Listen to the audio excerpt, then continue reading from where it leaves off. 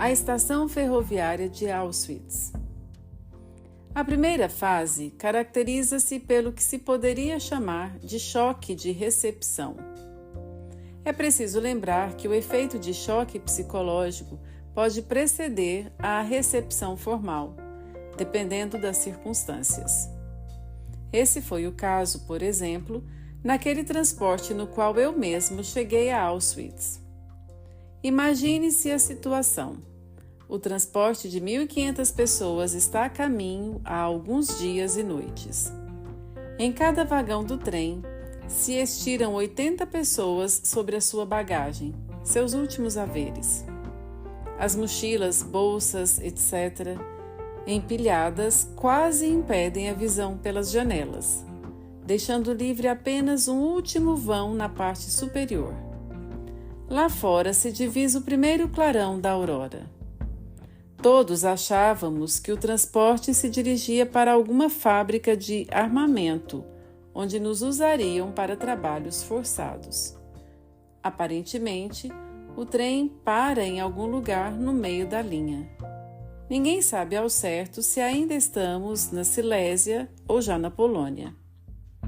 O apito estridente da locomotiva causa arrepios, ecoando como um grito de socorro ante o pressentimento daquela massa de gente personificada pela máquina e por esta conduzida rumo a uma grande desgraça.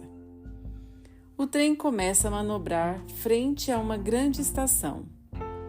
De repente, do amontoado de gente esperando ansiosamente no vagão, surge um grito.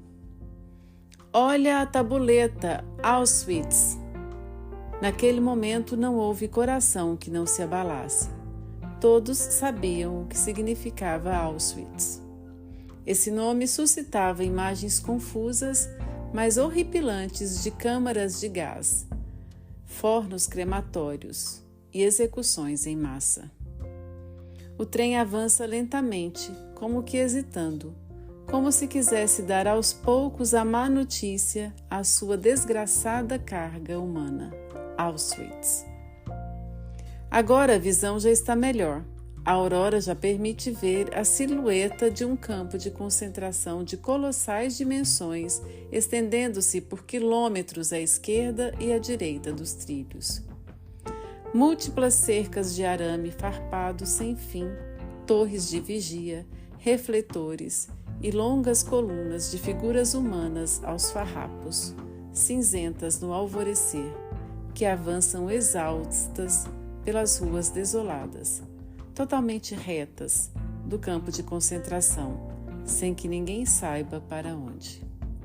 Aqui e ali se ouve um apito de comando, e ninguém sabe para quê. Em alguns de nós, o terror fica estampado no rosto. Eu pensava estar vendo certo número de cadafalsos, dos quais pendiam pessoas enforcadas. O horror tomava conta de mim. E isto era bom. Segundo a segundo e passo a passo, precisávamos nos defrontar com o horror. Finalmente chegamos à estação de desembarque. Lá fora, nenhuma movimentação ainda. De repente, brados de comando daquele jeito peculiar, estridente e rude, que de agora em diante ouviríamos sempre de novo em todos os campos de concentração, cujo som é semelhante ao último berro de um homem assassinado, com uma diferença. O som também é rouco e fanhoso, como se saísse da garganta de um homem que tem que gritar constantemente, assim porque está sendo constantemente assassinado. Abrem-se violentamente as portas do vagão, e ele é invadido por um pequeno bando de prisioneiros trajando a roupa listrada típica de reclusos, cabeça raspada, porém muito bem alimentados. Falam todas as línguas europeias possíveis e irradiam todos uma jovialidade que neste momento e situação só pode mesmo ser grotesca. Como a pessoa que está prestes a se afogar e se agarra a uma palha, assim o meu arraigado otimismo, que desde então sempre me acomete justamente nas piores situações, se agarra a este fato. Nem é tão má a aparência dessa gente. Eles estão visivelmente bem-humorados e até rindo. Quem diz que não chegarei também à situação relativamente boa e feliz desses prisioneiros? A psiquiatria conhece o quadro clínico da assim chamada ilusão de indulto. A pessoa condenada à morte, precisamente na hora de sua execução, começa a acreditar que ainda receberá o indulto, justamente naquele último instante. Assim também nós nos agarrávamos à esperança e acreditávamos até o último instante que não seria nem poderia ser tão ruim. Olha só o rosto rechonchudo e rosado desses prisioneiros. Nem de longe sonhávamos que se tratava de uma elite, um grupo de prisioneiros escolhidos para receber os transportes dos milhares que, anos a fio, entravam diariamente pela estação de Auschwitz. Isto é, para tomar conta de sua bagagem juntamente com os valores nela ocultos.